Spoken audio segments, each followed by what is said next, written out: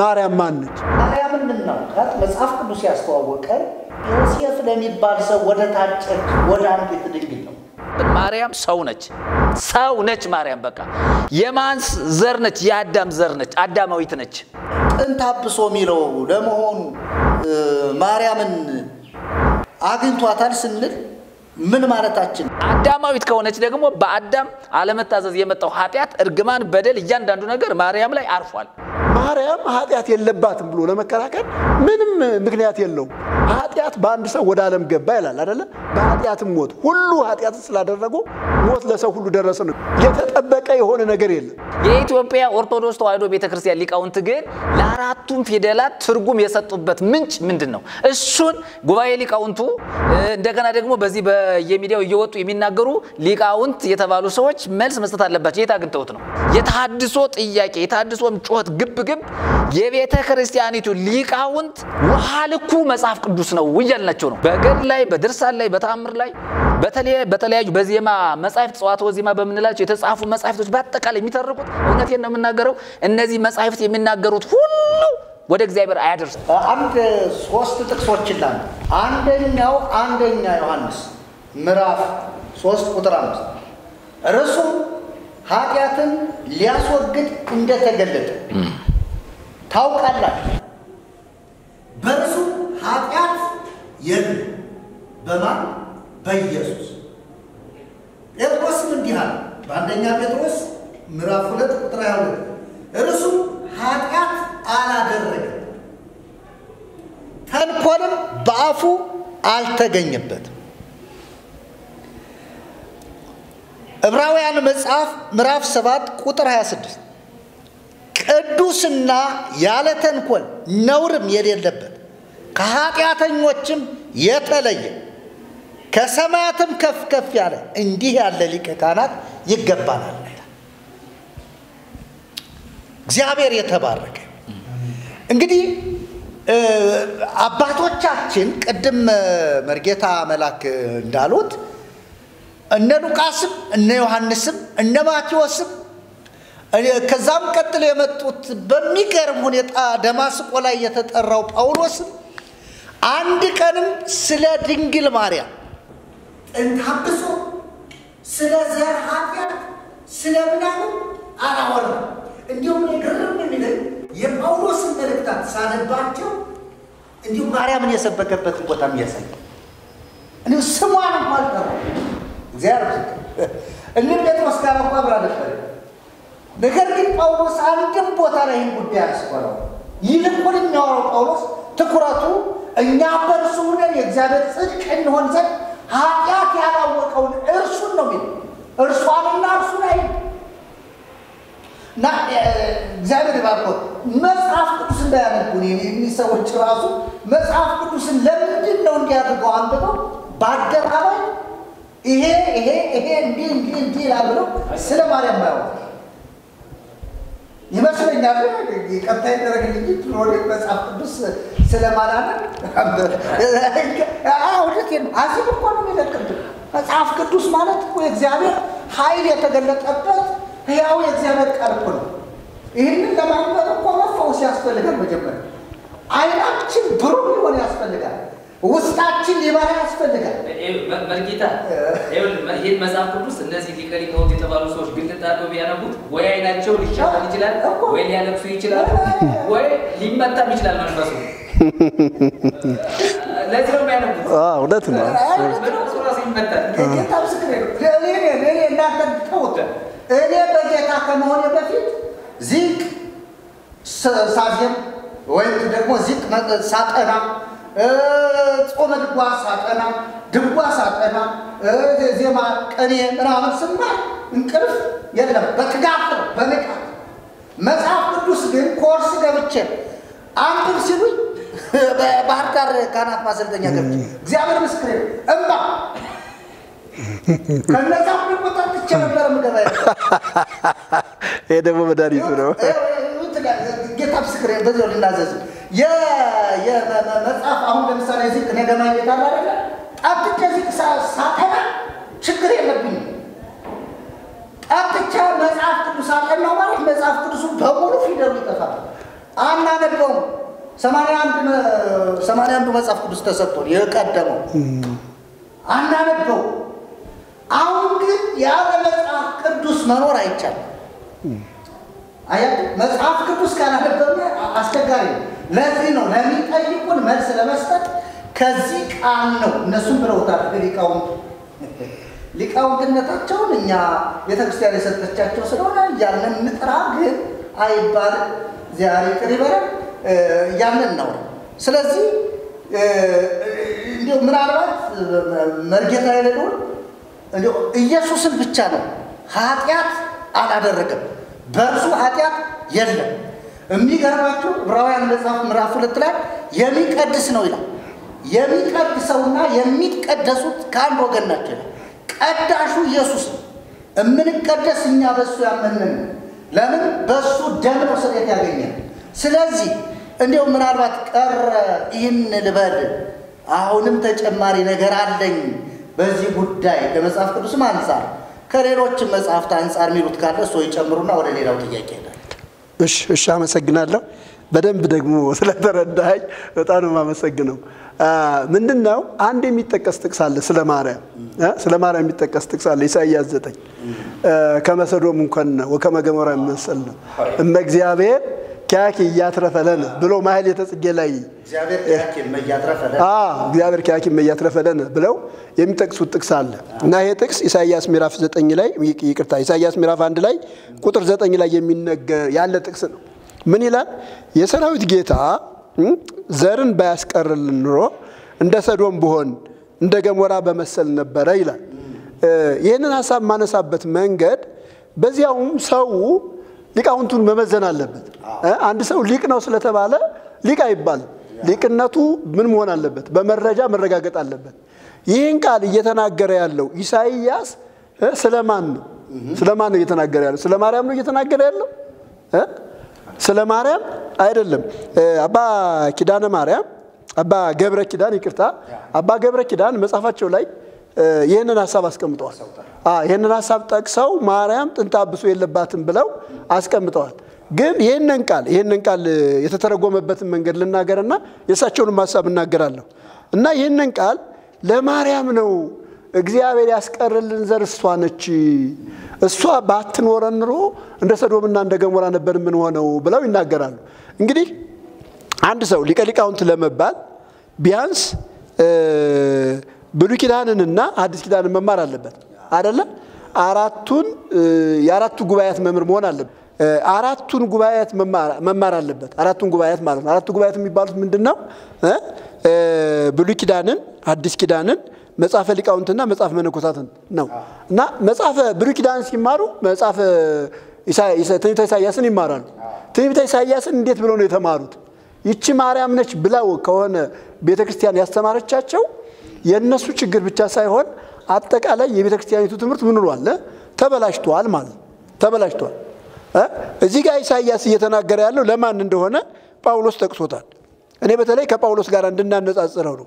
ይሄ ነገር ለማርያም አለመሆኑን ቀጥታ ጳውሎስ ጠቅሶ አስቀምጧል።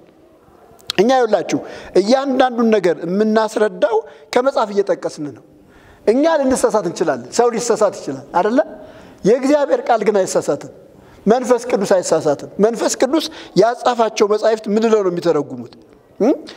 ኢሳይያስ ሮሜ ምዕራፍ 9 ከቁጥር 27 እስከ 28 እንደዚህ ይላል።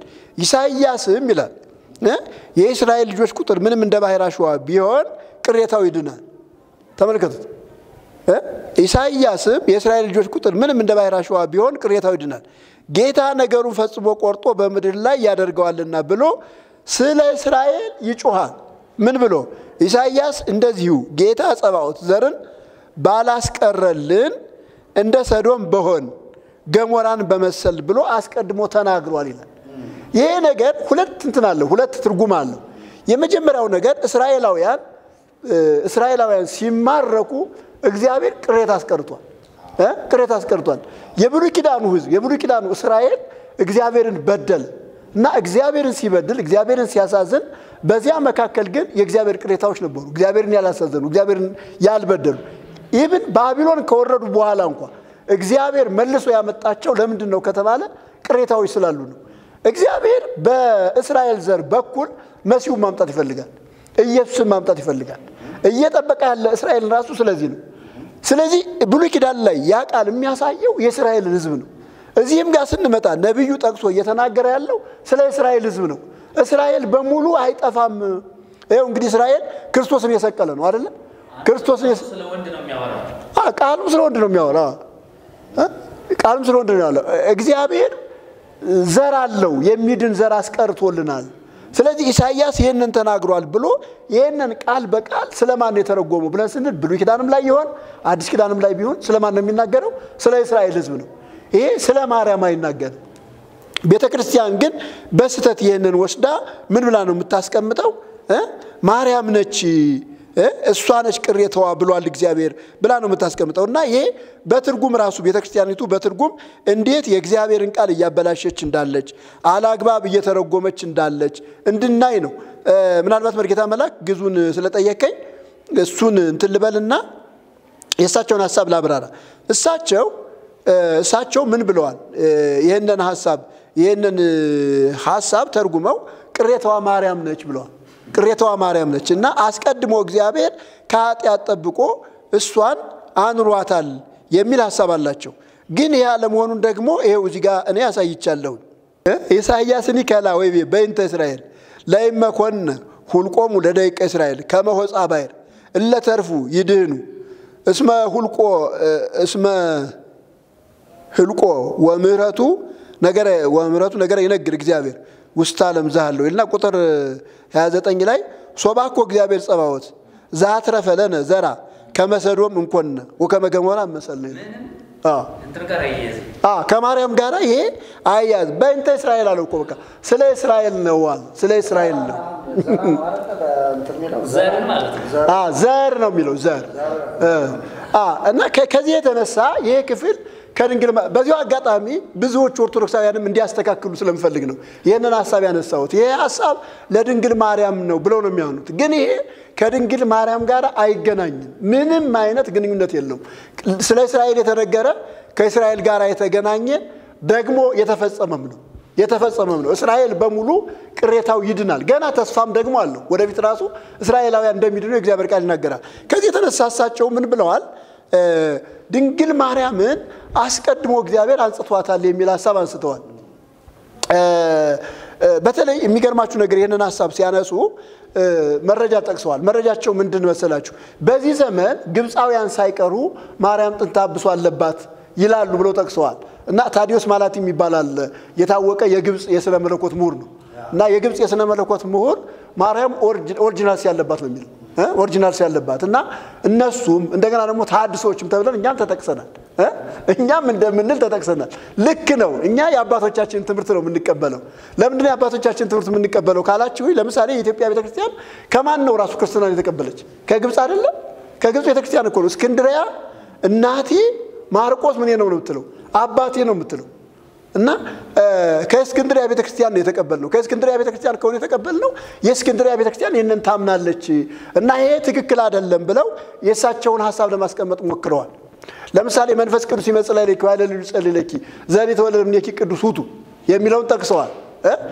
መንፈስ ቅዱስ ባንቺ ላይ ይመጣል የልዑልም ኃይል ይጸልልሻል ካንቺ የሚወለደው ቅዱስ የእግዚአብሔር ልጅ ይባላል የሚለውን ሲያብራሩ እንደው በዚሁ መርጌታ መላክን የምጠይቀው መንፈስ ቅዱስ ይመጽላይ ለኪ ወይለ ይጸልይለኪ ማለት ፓስት ነው ወይስ ፊውቸር ነው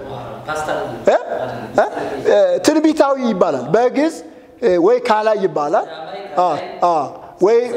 ወይ ካላይ ይባላል ወይም ደግሞ ትንቢታዊ ቃል ተብሎ ነው የአማርኛ ወደፊት የሚያመለክቱ ቃላት ትንቢታዊ ቃላት ይባላሉ ግዕዙም ካላይ ነው ትንቢት ነው ይመጽ ነው የሚለው ምን ማለት ነው ይመጻል ማለት አይደለ የልዑልም ኃይል ይልሻል ማለት ይጸልልሻል ነው የሚለው እሳቸው ይሄንን ወስደው ይሄው መንፈስ ቅዱስ መጥቶ ጸልሏታል መንፈስ ቅዱስ ከመምጣቱ በፊት ምን ነበረች እኮ እኔም እኮ ሐሳብ ይሄንን ነው እሳቸው ያልገባቸው እሷ ምን ነበረች ይሄ በደንብ ይታይኝ እኔም እኮ ይሄንን ነው ማብራራት የፈለኩት እሳቸው መንፈስ ቅዱስ መጥቶ አንጽቷታል ነው የሚሉት መቼ ነው መንፈስ ቅዱስ የመጣው ነው የኔ ጥያቄ ደግሞ መላኩ መንፈስ ቅዱስ ይመጣል ከዛ ይጸልልሻል አይደል ይመጣል ብሎ ነገራት እንጂ እኮ አነሳሽ ቀደሰሽ እኮ አላላትም ግን የሚመጣል ነፍታ ተወለደች ወይም ተቀድሳ ተወለደች አይደል ምን ይላሉ መሰለኝ እንት ሲሉት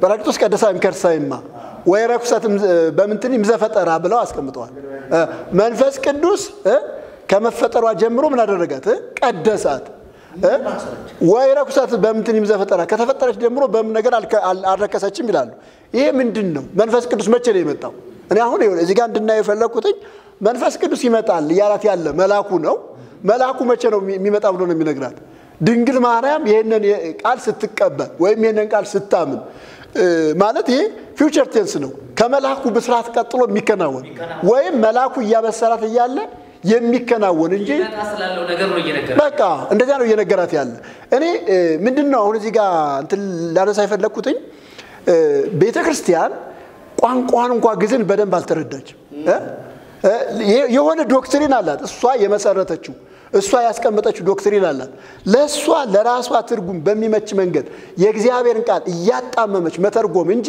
በትክክል የእግዚአብሔርን ቃል እንደማትተረጉም ህዝባችን ማወቅ አለበት ለዚህ ነው ያንተን የጠየቁ የቅኔ መምሩን የጠየቁ የግዝ ባለሙያውን የጠየቁ ለዚህ ነው ይመጣል ነው የሚለው መጥቷል አይደል እንደዛ ከሆነ መንፈስ ቅዱስ መጥቷል አስቀድሞ በእናትሽ ማይጸን ይያለ መንፈስ ቅዱስ መጥቶ ቀድሶሻል ነበር ማለት ያለበት ግን እንደዚህ አይደለም ይያለ ያለው መንፈስ ቅዱስ ይመጣል የልዑል ኃይል ይጸልሻል ስለዚህ ድንግል ማርያም የብስራቱን ስትቀበል መላኩ ያመጣላትን ብስራት ስትቀበል በዚያ ሰዓት መጥቶ የሰራው ስራ ነው እንጂ አልፎ የተሰራ ስራ የለም ቅድም ያነሳውትኝ ማቴዎስ ይሄንን ነው የሚያሳየን አይደለ ወተረክበ ጽንስተ መንፈስ ቅዱስ ነው የሚለው አይደለ በመንፈስ ቅዱስ ጸንሳ ተገኘች መቼ ነው በመንፈስ ቅዱስ የጸነሰችው መላኩ ካበሰራት በኋላ እኮ ነው አይደለ መላኩ ካበሰራት በኋላ ነው የጸነሰችው መንፈስ ቅዱስ የመጣው ይሄንን ብስራት ሰምታ ስታምን ነው ስለዚህ ማርያምን ከናቷ ማይጸን አስቀድሞ ቀደሳት የሚለው ትምህርት ስተት ነው የፈጠራ ትምህርት ነው ሊቃውንቱ የእግዚአብሔርን ቃል አጣመው ግዙን አጣመው እኔ ይቅርታ አድርጉልኝ ሊቃውንትነታቸው ራሱ የተጠራጠርኩ በጥቻለሁ በእውነት ነው የምነግራችሁ ለማለት አይደለም ቢያንስ እንኳን ቋንቋችን ነው ግዝ አይደለ ቋንቋችን ነው ቋንቋው እኮ በትክክል መተርጎም አለበት ፓስት የሐላፊ ጊዜ ከሆነ የሐላፊ ጊዜ ነው መሆን ያለበት የወደፊት ጊዜ ከሆነ የወደፊት ጊዜ ተደርጎ መተርጎም አለበት እንጂ የወደፊቱን ጊዜ ወደ ኋላ እየወሰዱ እየተረጎሙ የእግዚአብሔርን ቃል እያጣመሙ የእግዚአብሔርን ቃል እያበላሹ ትምህርትን ለማቆየት የሚደረግ አጋንንታዊ ትምህርት ነው እኔ እንደዛ ነው ያሰተኛ አስተማሪዎች ባህሪ ነው አሰተኛ አስተማሪዎች ሁሉ ጊዜ የእግዚአብሔርን ቃል በአግባብ አይተረጉሙ ምንድነው የሚያደርጉት ከተባለ አጣመው ወይ የሆነች ሐሳብ ፒክ አድርገው ወስደው የራሳቸውን ትምህርት ለማስደገፍ ነው የሚታገሉት ስለዚህ በቤተክርስቲያን ያያየን ያለ ነው ይሄ ነው እኔ እሳቸውንም ቢሆን አባ ገብረ ኪዳንም ቢሆን እነዚህንም ሁለቱም ሰዎች ቢሆን በዚያው አጋጣሚ ከሰሙት የምጠይቃቸው ጥያቄ ግዙን እንኳን እንዴት ነው የምትረዱት ነው እንዴት ነው እየተረዳችሁት ያላችሁት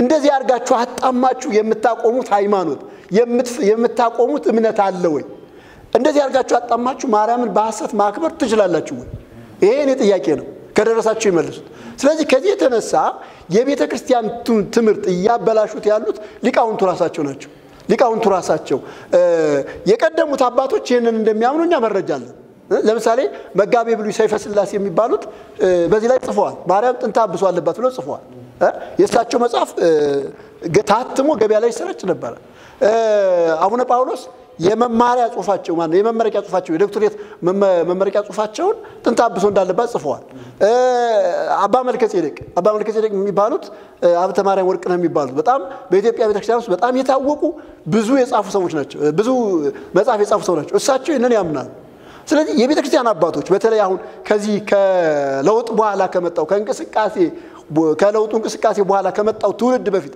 የነበሩት አባቶች በሙሉ ይሄንን ትምህርት ይቀበላሉ በነገራችን ላይ እኛ ይሄንን የምንናገረው ማርያም ኖረባት አልኖረባት እኛን አይጠቅመንም ግን እውነተኛውን የእግዚአብሔርን ቃል ትምህርት ማጣመም የለባችሁም ነው ይያልን ያለነው ማጣመም የለባችሁ ምክንያቱም ማርያምን ከሰውነት ካወጣችኋት ኢየሱስ ክርስቶስን ታሳጡናላችሁ ድነታችንን ታሳጡናላችሁ መዳናችን በክርስቶስ ፍጹም ሰውነት ላይ የተመሰረተ ነው ቅድም መርጌታ አንድ ነገር ጠቅሳል የሚቀደሱትና የሚቀድሰው ከአንድ ወገን ናቸው ነው የሚለው ወረድ ብሎ ዚያጋ ወንድሞቹ በስጋና በደም ስለሚካፈሉ ይላል እሱ ምን አለ በስጋና በደም ተካፈለ ነው የሚለው ኢየሱስ በስጋና በደም የተካፈለው በስጋና ከሌላ አካል አይደለም የተወለደው የሆነ ከተለየ ዓለም ከመጣ ፍጥረት አይደለም የተወለደው እንደኛ ሰው ከሆነች ከአዳም ከተገኘች እኛን ከምትመስል እኛን ለመምሰል ማለት ነው እንደዚህ ነው የተካፈለው ስለዚህ ከዚህ የተነሳ የኢየሱስ ክርስቶስን ፍጹም ሰውነት ያሳጣናል ይሄ ትምህርትና ያንን እንዳናጣ ጥንቃቄ ማድረግ አለብን ነው ሌላው አንድ ሐሳብ እዚህ ጋር እንደው መጨመር እንፈልገው በሶስተኛው በአራተኛው ክፍለ ዘመን መጨረሻ በ381 አንድ ጉባኤ ተደርጓል የቁስጥንጥንያ ጉባኤ ማለት ነው እንደገና በ430 በኤፌሶን ሌላ ጉባኤ ተደርጓል እነዚህ ጉባኤያት በሙሉ የተደረጉት የክርስቶስን ፍጹም ሰውነት ለማስረገጥ ነው ለምሳሌ በ381 በተደረገው ጉባኤ አቡልናሪዮስ የሚባል ሰው ነበር የእምነት ሰው ነው እና እሱ ምን አለ ኢየሱስ ክርስቶስ ከማርያም የነሳው ስጋም ብቻ ነው ነፍስ አልነሳም ማለት እና መለኮት ሆኖ የንተ ነፍስ ይላል መለኮት ሆኖ የንተ ነፍስ መለኮት እንደ ነፍስ ሆነው እንጂ ነፍስ አልነሳም ማለት እና በዚህ ላይ የቤተክርስቲያን አባቶች ሲከራከሩ ኖ ኢየሱስ ክርስቶስ ፍጹም ሰው ነው እንደኛ ነው እንዲያውም ምን የሚል ቃል አስቀምጠዋል ያልተዋሃደውን አያድነው ወይም ያልተዋሃደውን ሊቤዠው አይችልም ነፍስ ካልተዋሃደ ኢየሱስ ክርስቶስ ማለት ነው ነፍስ ካልተዋሃደ ነፍስን አያድንም ስጋን ብቻ ነው የሚቤዠው ስለዚህ ነፍስንም ስጋንም ከማን ነስቷል ነው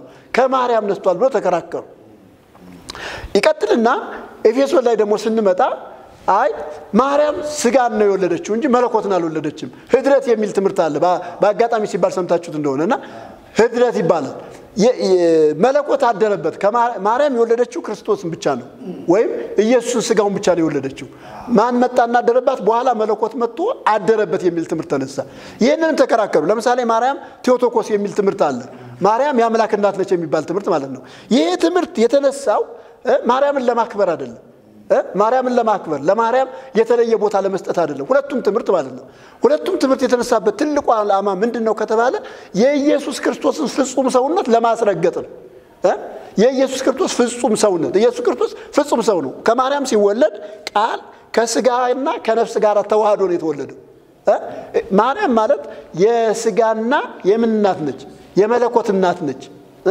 ስጋን ብቻ አይደለም የወለደችው ስለዚህ ይሄንን ለማሳየት ነው ቴዎቶኮስ ወይም የአምላክ እናት የሚለው ትምህርት የተመሰረተው ማለት ነውና አንዳንዶቹ ይሄንን ይወስዱና ማርያምን ለማክበር መስሏቸው ምን ይላሉ መሰላችሁ እንዴ አምላክን ወልዳ እንዴት ጥንታብሶ ይኖርባታል ብለው ያስባሉ አምላክን ወልዳ እንዴ ልክ ነው አስተዋኮነች ያስፈልገችው እሷ አስፈለገች ለምን አስፈለገች ከተባለ ኢየሱስ ክርስቶስ ፍጹም ሰው ሆኖ እንዲወለድ ኢየሱስ ክርስቶስ ፍጹም ሰው ሆኖ ከሷ እንዲወለድ ነውና ከዚህ የተነሳ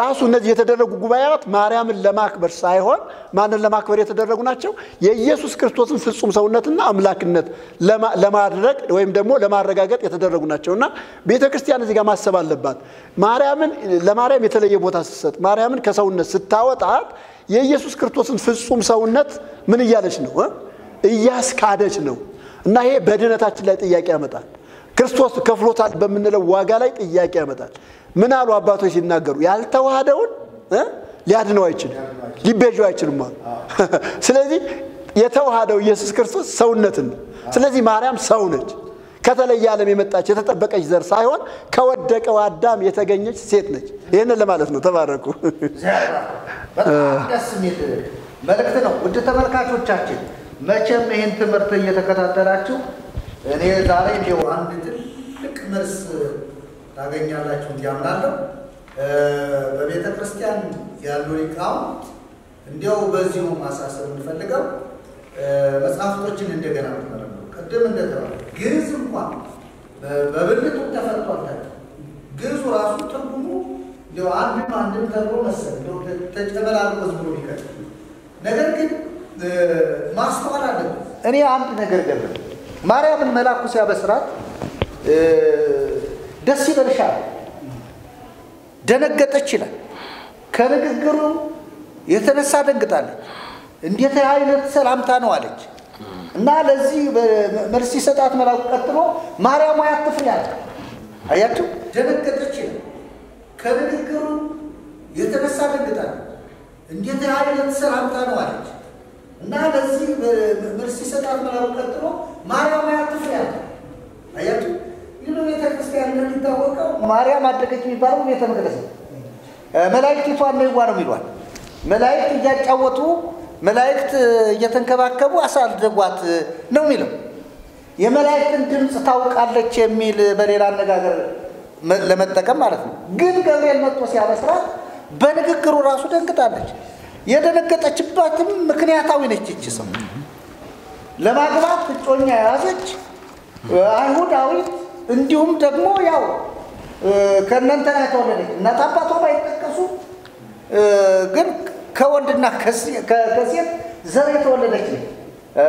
ቤተክርስቲያንም ትላለች ሐናና ኢያቄምን እናትና አባት ታድርግ እንጂ በሩካቤ ዘብህግ ለወለድዋ እምቤተ ክህነት ወመንግስት ዛሬ ወይት ማርያም በሩካቤ ዘብህግ ነው የሚለው።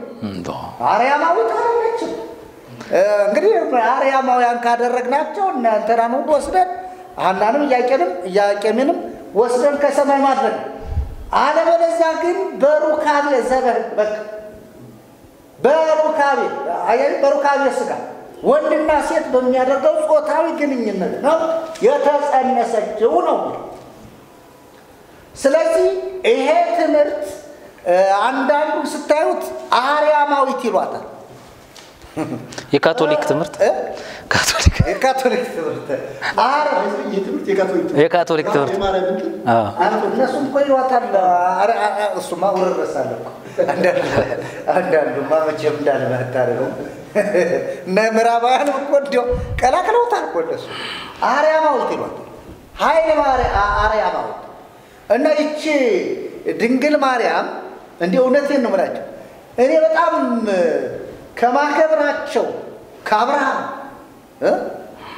ከአባታችን አብርሃም ቀጥላ በአዲስ ኪዳን የተከበረች ያመነች ብፅዕት ጌታን የተረዳች ለጌታዋ የመለሰችው ግብረ መልስ በጣም ደስ የሚል እነሆ ባሪያ እንዳለኝ ይሁን ብላ ባሪያ የባሪያውን ውርደት ብላ የራሷን ባሪያነት የገለጠች ክብር ያልፈለገች ከዛም ደግሞ በጸሎቷ እንደሚታወቀው የአባቶችን ታሪክ አንስተው እኔ የገረመኝ ይልቅ እሱ ላይ ነው።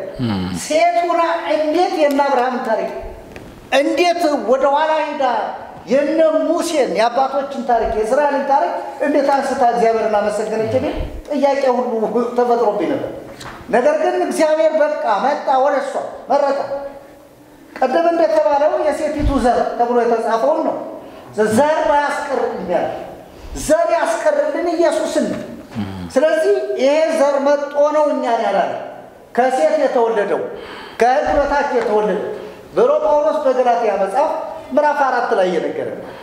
ስለዚህ ምናልባት ከዚህ ጋር ተያይዞ የሚነሱ እንትኖች አሉ። ለምንድን ነው ማርያምን ማንጻት መቀደስ በጣም ከእግዚአብሔር ጋር እኩል ማድረግ ያስፈለገ የሚለው ጥያቄ ስመለከተው አንድ ጥያቄ አጫር እናንተም በዚሁ ማውራት አለባችሁ። በዋናነት የሚመስለኝ ይሄ አማላጅ ኢየሱስ አይደለም፣ አማላጅ ማርያም ናት። የሚያማልድ ኃጢአት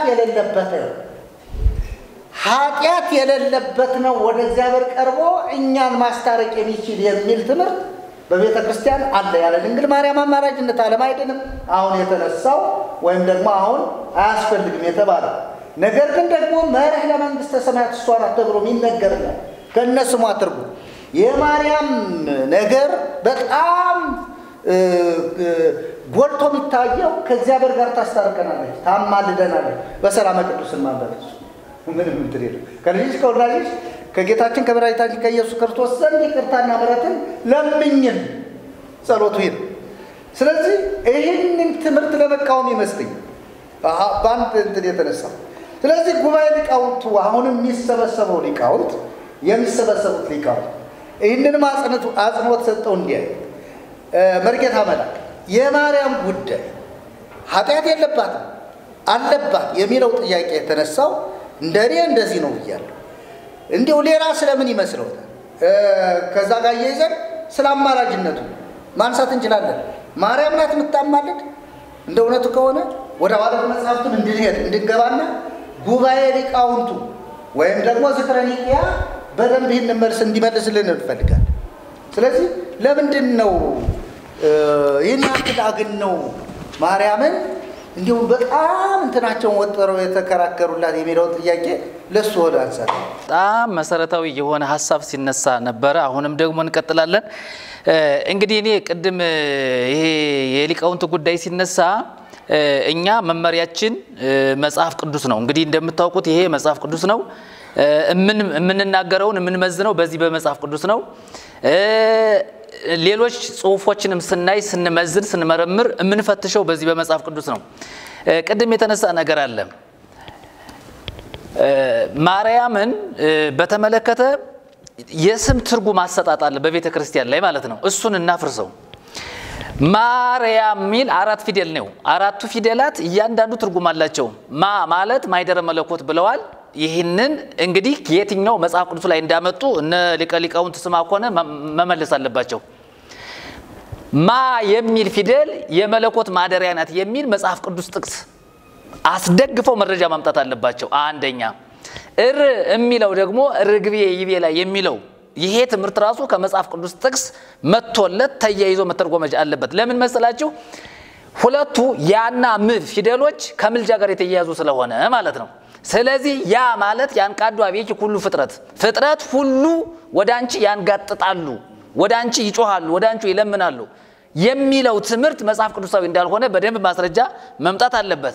እንግዲህ ሊቃውንቱ ሲናገሩ ሲጠቅሱ ሲያብራሩ መጽሐፍ ቅዱሳዊ ላይ ሂደው ጥቅስ ጠቅሰው በዚያ መሰረት ካልተናገሩ ትምህርታቸው ንግግራቸው ትርጉማቸው ስህተት ነው። ለመጣበት ነው። ያ ማለት ያንቃዱ አቤኪ ሁሉ ፍጥረት ሁሉ ወዳንቺ ያንጋጥጣሉ ይጮሃሉ። ለምንድን ነው ዛሬ ፍጥረት ወደ ማርያም ይጮሃው? እሱን ማንሳት እኮ አለብን። አይ መርጌታ መላክ በደንብ ካነሱት ላይ ቀር ወደ በጣም የታወቁ 7 ያክል ማርያሞች አሉ። እነሱንም ስም ጋር እንግዲህ የፊደላቱ ትርጉም ስንመጣ ብሂል ማርያም የዕብራይስጥ ስም ነው። ማርያም ማለት መራራ በቃ እዚያ ጋር መዝገበ ቃላት ኪዳን ወልድኪ ክፍሌም የሚናገረው እዛ ጋር የተያያዘ እንጂ ምንም አይነት የዕብራይስጥ ቃላት ትርጉም ሄደን ስንመለከት የቤተ ክርስቲያኑ ሊቃውንት የሰጡትን ትርጉም አናገኘውም። ስለዚህ ማርያም ማለት ራሱ ቀጥታ ትርጉም ምንድነው? መራራ ወይም ደግሞ ሎብድ ይላል። የተወደደ ከዚህ የተወደደ ስምና መራራ መሆኑ ነው። እንግዲህ የተለያዩ መዝገበ ቃላት የሚገልጡት በዕብራይስጡ ስንሄድ ማለት ነው። የኢትዮጵያ ኦርቶዶክስ ተዋሕዶ ቤተክርስቲያን ሊቃውንት ግን ለአራቱም ፊደላት ትርጉም የሰጡበት ምንጭ ምንድነው? እሱን ጉባኤ ሊቃውንቱ እንደገና ደግሞ በዚህ በየሚዲያው እየወጡ የሚናገሩ ሊቃውንት የተባሉ ሰዎች መልስ መስጠት አለባቸው። የት አግኝተውት ነው ይሄን ሊሰጡ ይችላሉ? ስለዚህ ሌላኛው የመጨረሻው ፊደል ም ማለት ምሳል ወምስጋድ ይላል። እንግዲህ ምንድነው? መማጸኛ መለመኛ ወደ እሷን የምንለምንበት እሷን የምንማልድበት ወደ እሷ የምንጮህበት የምናንጋጥጥበት ምንም አይነት መስፈርት የለም አሁን ማለት ነው። ለሁሉ ዓለም ነው። ስለዚህ ለዓለም ሁሉ የሚለው ሐሳብ ራሱ በደንብ መብራራት አለበት። ስለዚህ ድንግል ማርያም ዛሬ አታማልድም። በቃ ባጭሩ ማለት ነው። በማርያም ዛሬ ልመና የለም። በማርያም ዛሬ ምልጃ የለም። በማርያም ዛሬ ጸሎትን ትሰማለች፣ ልመናን ትሰማለች፣ ጩኸትን ታዳምጣለች፣ ፍጥረት ያንጋጥጣል፣ ይጮሃል። በምንም ታምር ማርያም አሰማም ሲጀመር። አሁን እንኳን አትሰማም እሷ። አሁን ፍጥረት ዝም ብሎ በከንቱ የቤተ ክርስቲያኒቱ ይሄ አንዳንድ መነኮሳት ከዱር ከጫካ ከተለያየ ቦታ እየመጡ የሚናገሩትን እየሰማ ዝም ብሎ ማርያምን ያመልካል ይከተላል እንጂ እኮ ምንም አይነት መጽሐፍ ቅዱሳዊ መረጃ የለም። ስለዚህ የማርያምን አማላጅነት በተመለከተ አሁን ባለንበት አሁን እየተነጋገርን ባለንበት ሰዓት በተለይ በአዲስ ኪዳንም አሁንም ወደፊትም የሚማልደው ክርስቶስ ኢየሱስ እንጂ ማርያም አሁን ሙታለች በቃ አለቀ አርጋለች አንልም፣ ተነስታለች አንልም እንደ ሌሎቹኛ። ስለዚህ አሁን እሷ አርፋለች። በቃ ያረፈች ሴት እንደሆነች የእምነት ሴት እንደሆነች መጽሐፍ ቅዱስ ይናገራል። አሁን ድንግል ማርያም የምታማልድ መሆኑን መጽሐፍ ቅዱስ ላይ የለም መረጃ። ስለዚህ እስከሌለ ድረስ የግድ ፈጥረን መዋሸት የለብንም። ማርያም አታማልድም። ምልጃ እኮ በክርስቶስ በኢየሱስ በቃ አበቃ። የሚያማልዱ ሰዎች ደግሞ እነማን ናቸው ከተባለ በሕይወተ ሥጋ ያሉ ሰዎች ያማልዳሉ። ለምሳሌ አንዱ ስላንዱ ይጸልያል አንዱ ስላንዱ ይለምናል አንዱ ስላንዱ ወደ እግዚአብሔር ልመናውን ጸሎቱን ያቀርባል በዚያ መንገድ እንግዲህ መጽሐፍ ቅዱስ ላይ የምናገኘው ነገር ይኖረናል ከዚህ ውጪ ግን የሞቱ ሰዎችን ማርያም ብቻም አይደለም ቅዱሳን ምንላቸው ጻድቃን ምንላቸው ነቢያት የተባሉ ሐዋርያት የተባሉ አስቀድመው ያንቀላፉት ሰዎች በሙሉ አሁን በሰማያት ሆነው የሚያማልዱበት ምንም አይነት ምክንያት የለም ምልጃ አታማልድም ማርያም ስለዚህ አሁን ማርያም ታማልዳለች አታማልድም ማርያም ጥንታ ብሶ አለባት የለባትም የሚለው ትምርት መጽሐፍ ቅዱሳዊ እንደሆነ አጽንኦት ሰጥተን እንናገራለን ስለዚህ የቤተ ክርስቲያኒቱ ሊቃውንት የፈጠራ ድርሰታቸውን ማቆም መቻል አለባቸው አሁን የኛ ትልቁ የተሐድሶ ጥያቄ የተሐድሶም ጩኸት ግብግብ የቤተ ክርስቲያኒቱ ሊቃውንት ወሐልኩ መጽሐፍ ቅዱስ ነው ይያልናቸው ነው በዚህ በመጽሐፍ ቅዱስ ተመዝኖ ያላለፈ ትምርት ከመጽሐፍ ቅዱስ ፍንጭ የሌለው ትምርት መጽሐፍ ቅዱስን መሰረት ያላደረገ ትምርት የኢትዮጵያ ኦርቶዶክስ ቤተክርስቲያን ሊቃውንት ሌላ የፈጠራ ድርሰትና የውሸት ድርሰት ማምጣት የለባቸው ህዝቡን ግራ ያጋቡበት ነው ስለዚህ እኛ ይያልና ያለነው በቤተ ክርስቲያኒቱ ውስጥ ብዙ መጻሕፍት ተጽፏል እነዚያ መጻሕፍት ስለ ክርስቶስ ሳይሆን ስለ ሞቱ ሰዎች ምልጃ የሚናገር ስላለፉ አባቶች ምልጃ የሚናገር ስላንቀላፉ ሰዎች ምልጃ የሚናገር መጽሐፍ አሁን ምን ይሰራል ምንም እኮ የሚሰራው ነገር የለም ስለ ሞተ ሰው ታሪክ ከመጽሐፍ ይልቅ ሞትን ድል አድርጎ የተነሳውን ያረጋውን ዳግመኛ የሚመጣውን እሱን መተረክና ስለሱ መተረክ በጣም የተሻለ ነገር ነው አማራጩ እሱ ስለሆነ ስለዚህ ይሄ በቅዱሳን ዙሪያ ላይ ቀደም እንደተናገርኩት በማርያም ላይ በመላእክት ላይ በተለያዩ ሰዎች ምልጃ አለ ይከናወናል ይሰማል ይደመጣል በእግዚአብሔር ዘንድ ተቀባይነት አለው የሚለው የቤተ ክርስቲያኒቱ ትምርት ይሄ በገር ላይ በድርሳን ላይ በተአምር ላይ በተለያዩ በዜማ መጻሕፍት ጸዋትወ ዜማ በመንላቸው የተጻፉ መጻሕፍቶች በአጠቃላይ የሚተርኩት እውነቴን ነው የምናገረው እነዚህ መጻሕፍት የሚናገሩት ሁሉ ወደ እግዚአብሔር አያደርስም እውነቱ ያለው እዚህ ጋር ነው መጽሐፍ ቅዱስ ነው ቀደም መጽሐፍ ቅዱስን ለምድር የቤተ ክርስቲያን ሊቃውንት የማያነብ ምእመኑና ሊቃውንት እኩል ነው መጽሐፍ ቅዱስ በማንበብ ደረጃ ለምን መሰላችሁ ብዙ ሰዎችን ለምን መጽሐፍ ቅዱስ አታነቡም ስንላቸው የሚሰጡን መልስ መጽሐፍ ቅዱስ ሳነብ ያዛጋኛል ይሏል አንዳንዶች ፉሽካ ይለኛል ይላል አንዳንዶች እውነቴን ነው የምነግራቸው እኔ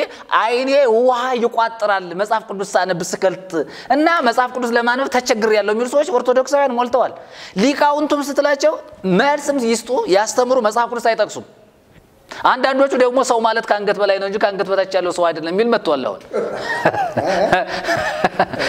ሰው ማለት ካንገት በላይ እንጂ ካንገት በታች አይደለም የሚሉ መጥቷል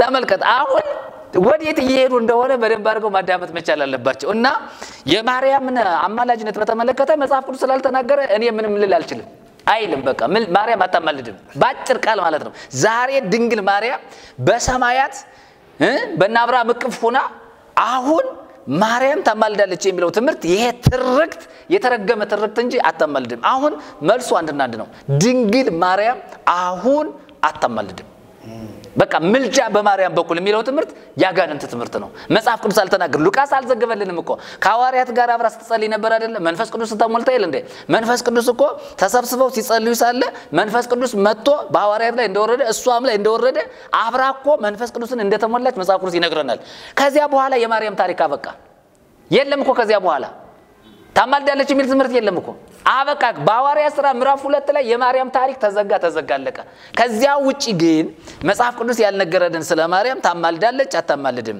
ታስታርቃለች አታስታርቅም ወደ እግዚአብሔር ታቀርባለች አታቀርብ በነገራችን ላይ ያባ ገብረ ኪዳን ትምርት በደንብ መፈተሽ አለበት አባ ገብረ ኪዳን በጣም ውሸታም ናቸው ለምን መሰላችሁ እንግዲህ በቅኔ ቤት በዘመነ ስብከት የሚተረክ ታሪክ አለ እንግዲህ ነቢያት ተናገሩት የሚባለውን ያንን የውሸት ታሪክ ይዘው ጽፈዋል አሐቲ ድንግል በሚል መጽሐፋቸው ላይ ብትገቡ እንዳለ የዘመነ ስብከትን ታሪክ ያንን ለማርያም በመስጠት ቀደም ኢሳይያስን መምራ ይለው አንስተውታል ሌሎች ስለ ያብራም ገራይት አንቺ ነሽ የያዕቆብ መሰላል አንቺ ነሽ የይስሐቅ ማዛ አንቺ ነሽ ወፈዋሲ ተቆስሉ ለናሆም የናሆም የቆስሉ ፈዋሽ አንቺ ነሽ እንደገና የኢያሱ ሐውልትንም እነስማ ኮንም ሲናገሩ ሰምቻለሁ የሚገርም ነገር ማለት ነው ሐውልት ስም ዘኢያሱ የሚለው ማለት ይሄ ለማርያም ተሰጥቶ ማለት ነው እና ጸምር ዘጌዴዎን የሚለው እሱም የሚናገረው ነገር ደብር ዘእንባቆም ይላል። ያንን ሁሉ አምጥተው አባ ገብረ ኪዳን ማንና ያስቀምጧት ማርያም ናት። አሐቲ ድንግል የሚለው መጽሐፋቸው የአባ ገብረ ኪዳን ከቅኔ ቤት ታሪክ የተወሰደ የተኮረጀ ነው አብዛኛው። ስለዚህ መጽሐፋቸው ላይ አንድም ቁም ነገር መጽሐፍ ቅዱስ ጠቅስ አንሻፈው ቅድም የተነሳ ሐሳብ አለ። ግዕዝ ላይ በግዕዝ ቋንቋ ራሱ ስንመጣ የሴት የወንድ የአንድ የብዙ የሚባል አለ አይደለ? የሩቅ የቅርብ የሚባል ሁሉ ህግ አለው ቋንቋ በራሱ። ስለዚህ እሳቸው ደፍጥጠው ማለት ነው ደፍጥጠው የተናገሩበት ክፍል ሁሉ አለ። ስለዚህ አባ ገብረ ኪዳን አሐቲ ድንግል በሚለው መጽሐፋቸው ላይ ሄዳችሁ ስለ ማርያም የተናገሩት ነገር እያንዳንዱ መጽሐፍ ቅዱስ ላይ የተወሰደ አይደለም። መጽሐፍ ቅዱስን ገልብጠው አበላሽተው ማለት ነው። መጽሐፍ ቅዱስን ሰው እንዳይቀበል መጽሐፍ ቅዱስን ሰው እንዳያነብ አድርገው ነው መጽሐፋቸው የጻፉት። የጠቀሱት የውሸት ጥቅስ ነው እንጂ የማያምኑትን ጥቅስ ወስደው ጠቅሰው ተናግረዋል። እሳቸው አያምኑበትም። ግን ከመጽሐፍ ቅዱስ የወሰዱት ጥቅስ በሙሉ እሳቸው አያምኑበትም፣ ውሸት ነው። ስለዚህ እሳቸው አሐቲ ድንግል በሚለው መጽሐፋቸው ላይ ያሰፈሩት እኔ እንደው ባለፈው አንስቻለሁ አይደል? ስለሳቸው አንስቻለሁ። አንዳንድ ነገሮችን ሁሉ አንስቼ ስናገር ነበር። በጣም የሚገርም ማለት ነው። እና እንዲህ አይነት ነገሮቹ ከማርያም ምልጃ ጋር ያለው ከአስታራቂነቷ ጋር ያለው መካከለኛ ናት የሚለው ይሄ በሰውና በእግዚአብሔር መካከለኛ የሆነው አንድ ክርስቶስ ነው ያለ። ሌላ መካከለኛ የለም በአዲስ ኪዳን ሲጀመር ማለት ነው። በሰውም በእግዚአብሔርም መካከል አንድ ነው መካከለኛው እንጂ ሌላ መካከለኛ የለም። ስለዚህ አባ ገብረ ኪዳንም ሌሎች መጻሕፍትም ስለ አስታራቂነቷና ስለ አማላጅነቷ የሚናገሩ መጻሕፍቶች በአጠቃላይ ስፍራ ሊሰጣቸው ይገባል። ክፉ ቃላት ባንናገርም ማለት ነው። ክፉ ቃላት ባንናገርም ስፍራ መስጠት አለበት። ስለዚህ የማርያም ምልጃ መጽሐፍ ቅዱስ ላይ የለም። መጽሐፍ ቅዱስ ላይ ከሌለ ደግሞ መጽሐፍ ቅዱስ ያላለውን መናገር ስለሌለብኝ እኔ መልሴ ለተጠየቁት ጥያቄ መልሴ ማርያም ዛሬ አታማልድም ነው። ወደፊትም አታማልድም። ጌታ ተመልሶ እስኪመጣ ድረስ በማርያም ምልጃ የሚያምን ሰው ሁሉ ከስሯል። ጽድቅም የለውም፣ ሕይወትም የለውም፣ መዳንም የለበትም። ስለዚህ በማርያም ምልጃ የሚያምን ሰው ጌታ ተመልሶ በክብር በመላእክት ታጅቦ እስኪመጣ ድረስ በአጠቃላይ ኪሳራ ውስጥ ያለ ሰው ነው። ስለዚህ ማርያም ታማልዳለች ብሎ የሚያምን ትውልድ የከሰረ ትውልድ ነው። መጽሐፍ ቅዱስን ያላነበበ መጽሐፍ ቅዱስን ያልተረዳ ሐዋርያት የተናገሩትን ክርስቶስ ያስተማረውን የክርስቶስ ደቀ መዛሙርት የተናገሩትን ትምህርት ያልተቀበለ ከወንጌል ከሕገ እግዚአብሔር ውጭ የሆነ ትውልድ መሆኑን በዚሁ እናገራሉ። ስለዚህ ማርያም ታማልዳለች የሚል የመጽሐፍ ቅዱስ ጥቅስ እስከሌለ ድረስ ምንም ይጻፉ ምንም ይናገሩ ውሸት ነው። ስለዚህ አታማልድም ማርያም። አታማልድም ለሚለው ጥያቄ ለሚያነሱ ሁሉ ያው አራት ነጥብ እግዚአብሔር አምላክ ይባርከው። በነገራችን ላይ የሚያነሳውት ለዚህ ነው። ምናልባት አሁን ያወራን ያለነው ዝክረ ኒቅያ ስለሆነ ከዝክረ ኒቅያ ጋር ተያይዞ ነው እኒህን ሀሳቦች እያነሳናቸው ያለ እንጂ እኮ ባለፈውም ቪዲዮ ሰርተን ከዝክረ ኒቅያ ጋር እያነሳናቸው ከዚህ በፊት የምናነሳቸው ጥያቄዎች በቲክቶክም በዩቲዩብም በተለያዩ ማህበራዊ ሚዲያዎች እና ሶሻል ሚዲያዎች ተብሎ በሚታወቁት የሚነገረው መልስ የሚሰጡት ወይ ሰንበት ትምህርት ቤት እንዲሁ ዝም ብለው የሚመላለሱ ወይ ደግሞ እንዲሁ ቲክቶክ ገብተው መናገር ስለቻሉ የሚናገሩ ሰዎች ብቻ የሚሰጡት መልስ ነበር። አሁን ግን ይህንን መልስ የእኛን ጥያቄ ከጉባኤ ሊቃውንቱ እንጠብቃለን። በዋናነት ከጉባኤ ሊቃውንቱ የምንጠብቃቸው ብዙ መልሶች አሉ። ያነሳናቸው ከዚህ በፊት የሚያነሳናቸው ጥያቄዎች ሌሎችም እኛን መሰሎች ጓደኞቻችን በተሐድሶ አገልግሎት ያሉ ብዙ ዋጋ የከፈሉ ክርስቶስን እየሰበኩ ያሉ ወንድሞች ያነሷቸው ጥያቄዎች አሉ። መናፍቅ ተብለው በምንም ታምር ምንፍቅናቸው ከምን እንደሆነ ሳይፈተሹ ዝም ብለው እንዲወጣው የተባረሩ ሰዎች የሚያነሷቸው ጥያቄዎች አሉ። እነሱንና አሁንም የምናነሳቸውን ጥያቄዎች ጨምሮ ሊቃውንቱ ይመልሳሉ ብለን እናምናለን። ለምን ከተለያየ አካባቢ ነው ይሰበሰባሉ የተባለ። እንግዲህ የተለያየ አካባቢ ሲሰበሰቡ ምናልባትም አሁን ያለው በቲክቶክ የምናየው የመደበላለቅ ቋንቋ ወይም ይሄ ባቢሎናዊነት ምናልባት እንዳይገጥማቸው ስጋቱ አለ ከወዲሁ። ለምን አሁን አንዳንዶቹ በድቀተ ሥጋ ያለውን ጉዳይ ድቀተ ሥጋ ነው የማርያም ድቀተ ሥጋ አላት እንዲሁም ደግሞ እሱም የወደቀውን ሥጋ ነው የወሰደ የተካፈለ የሚል የሚያነሱ አሉ። አንዳንዶቹ ደግሞ እንዴት የሚሉ ቅድም ካነሳናቸው ትምህርቶች አንፃር የሚያነሱ አሉ። ስለዚህ ምናልባት አሁንም ሊቃውንቱ ጋር ይድረስ ለጥያቄም ይድረስ እኛም ደግሞ እናውራበት የሚል ጥያቄ ማነሳው ሰሞኑን አንዳንድ መጋቤ ሐዲስ እሸቱ እንዲሁም ደግሞ ሊቀ ሊቃውንት ስሙርም ጭምር አንስተውታል። የሮሜ መጽሐፍ ምዕራፍ 8 ቁጥር 34 ጉዳይ እሱን አንስተው በክርስቶስ አማላጅነት ጉዳይ አንዳንዶቹ ሎቱ ስብሐትም እያሉ ማለት ነው። ሎቱ ስብሐት ማለት እንዴት አሁን ክርስቶስን አማላጅ ይሉታል? ተሐድሶዎች ስተታቸው ምንፍቅናቸው ከዚህ ነው፣ እንዲያውም የተሐድሶዎች ትምህርት ያለውስ ትምህርት ነው የሚል ንግግር የሚናገሩ አሉ። አማላጅ ነው ያልነው እኛ ነን ወይንስ መጽሐፍ ቅዱስ ነው? አሁን ሮሜ መጽሐፍ ምዕራፍ 8 አንስተናል። ሮሜ መጽሐፍ ምዕራፍ 7 ማነው ዕብራውያን 7:25 ላይ ያለው ሁሉ ጊዜ የምናነሳው ነው። እንዲሁም ደግሞ በአንደኛ ዮሐንስ ምዕራፍ 2 ላይ ያለውን ሐሳብን አንስተን ብዙ ጊዜ ተወያይተንበታል። በዚህም የተነሳ በአዋልድ መጽሐፍትም ጭምር ኢየሱስ አሁን አማላጅ እንደሆነ ሊያማልድ ወደ ሰማይ እንዳረገ ባለፈው ካነሳናቸው ትምህርቶች አሉ። ወደ የኔ ለሆኑት ልለምን ወደ አባቴ ወደ አባታችሁ ወደ አምላኬ ወደ አምላካችሁ አርጋለሁ። የሮም ኢየሱስ ዳዳዩ አርግ ሰማይ ሀባዌ ወአቡክም ሀበስል ምሕረተ በእንደልያ በሏል ብለን ባለፈው ማይተናል። አሁን እንግዲህ እየተጋጨ ያለው የሊቃውንቱና ግማሽ ወይም ከፊል ሊቃውንት ጻፉት የተባለው እንደ ድጓ መጽሐፍ እንዲሁም እንደዚህ እንደተለያዩ መጽሐፍት ያሉ መጽሐፍት ናቸው የሳታት መጽሐፍን ጨምሮ።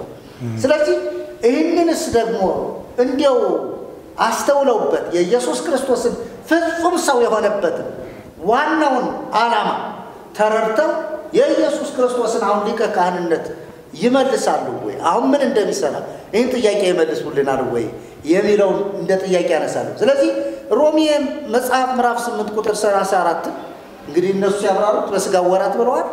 አሁን ግን ያማልዳል ሲሉ ሎቱ ስብሐት ብለዋል። ምን ይላሉ እስኪ በዚህ ጉዳይ?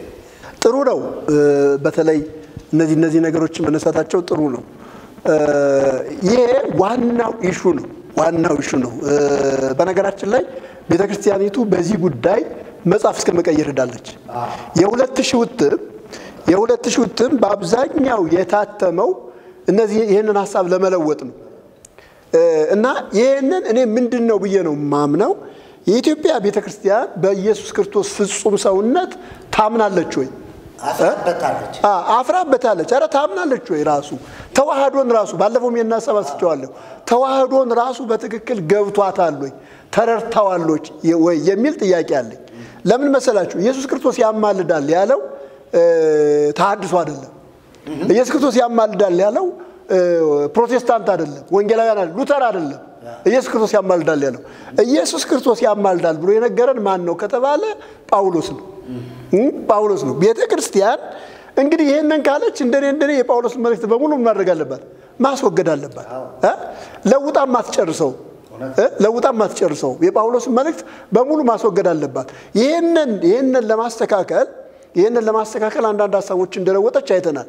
ለምሳሌ ኤፌሶን ምዕራፍ 1 ቁጥር 3 የጌታ ኢየሱስ ክርስቶስ አባትና አምላክ የሚለውን የጌታ ኢየሱስ ክርስቶስ አባት ብላ አስቀምጣለች። የ2000 እትም ላይ ማየት ይቻላል። አድማጮቻችን እንዲከታተሉ ጋብዛለሁ።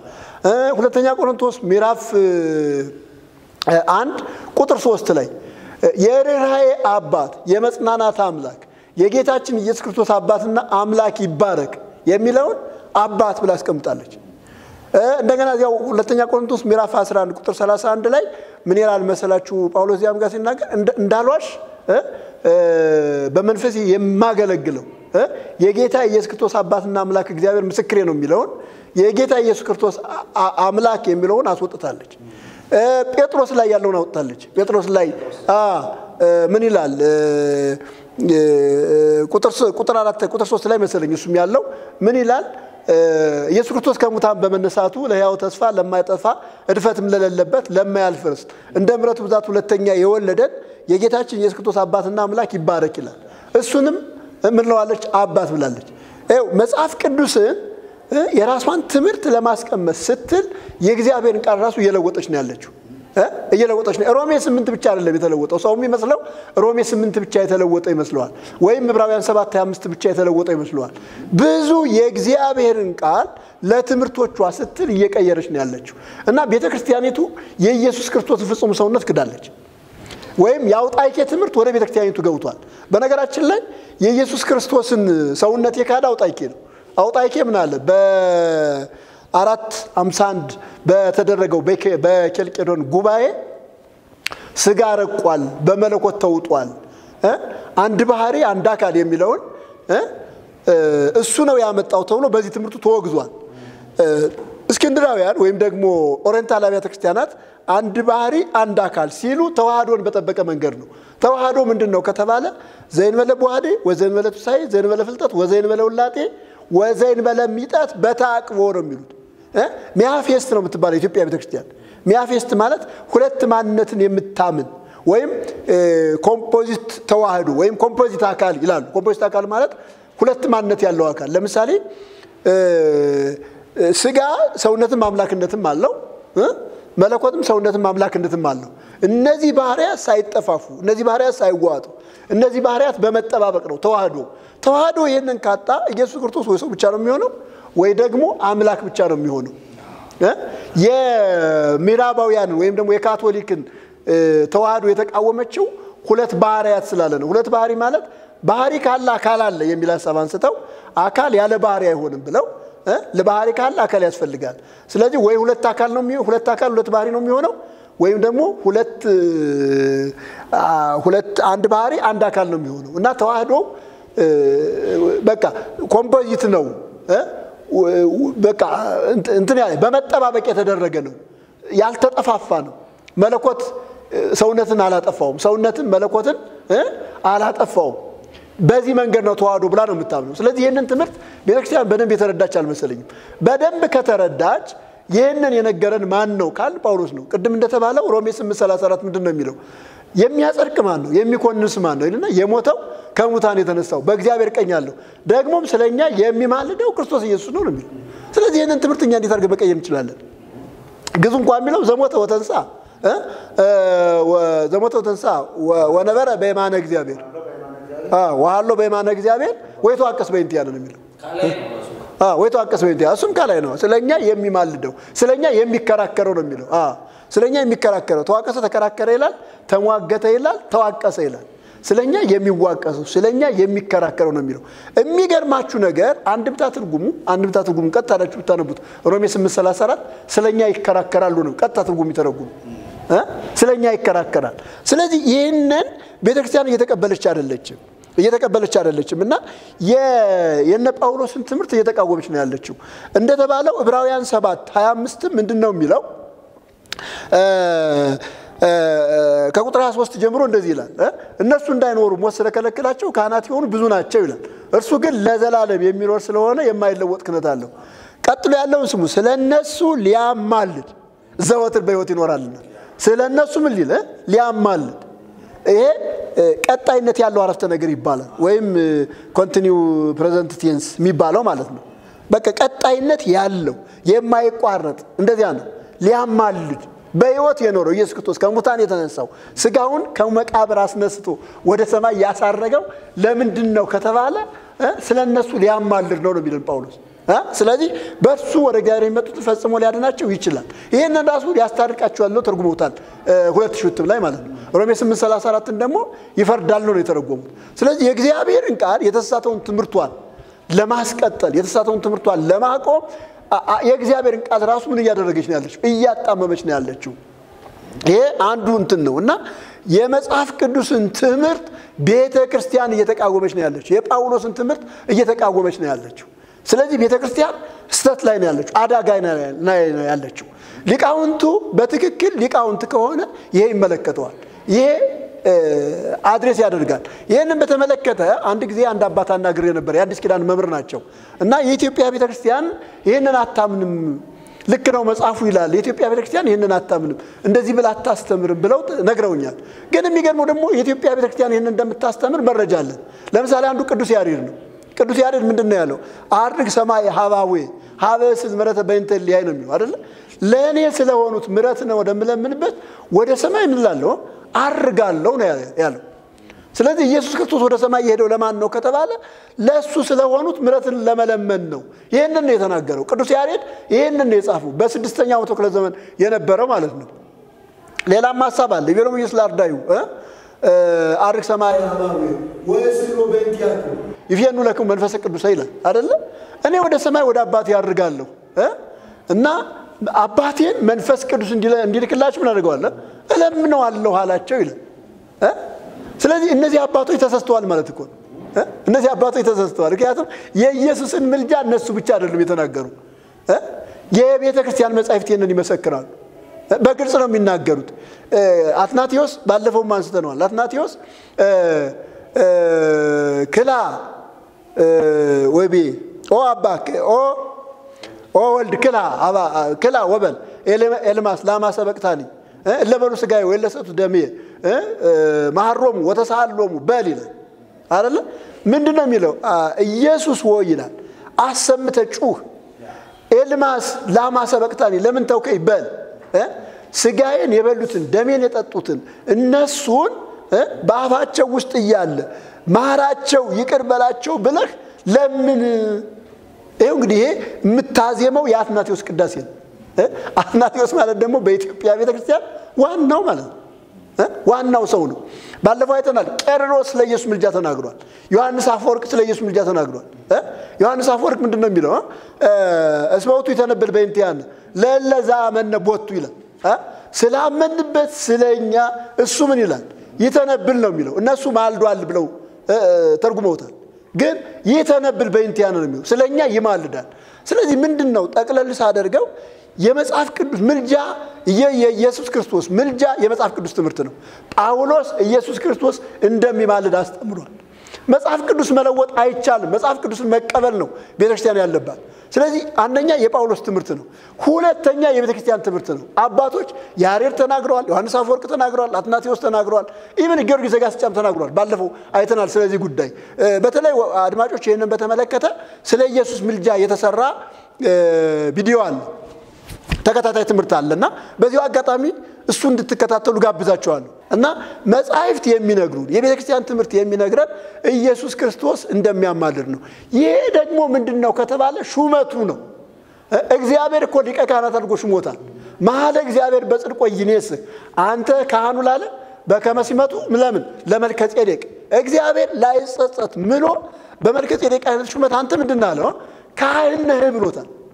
ስለዚህ ሹመቱ ነው። ካህን ነው ኢየሱስ ክርስቶስ። ካህን የሆነው እኮ እኛን ወክሎ ነው አይደለ?